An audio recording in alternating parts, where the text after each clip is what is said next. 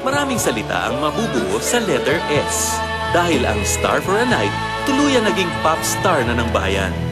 Ang teen princess, versatile performer at host na tinitingala ng kabataan. Sino pa ba kundi si Sarah Geronimo?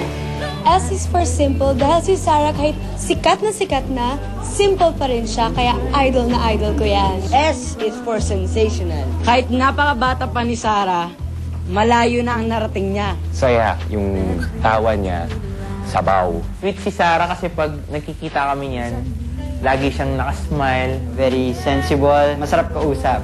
Very successful si Sarah dahil ang galing niya i-handle yung success niya eh. S for sigla. Kasi itong si Sarah Baby talaga namang walang kapagod-pagod. S for sentimental because of her choice of songs and her personality. Dahil sa sikat tsaka sipag, ang swerte ni Sarah naabot niya. Sobrang bait, madaldal, makulit, tsaka ang dami niya rin mga kwento. Very sincere, napakatotoong tao. Keep it up and stay humble. Sarah, you're a singing superstar. Sobrang tunay talaga. We love you, Sarah. At syempre, S is for 17. Dahil sweet Sarah is 1 year older as she celebrates her 17th birthday with her ASAP family sa States.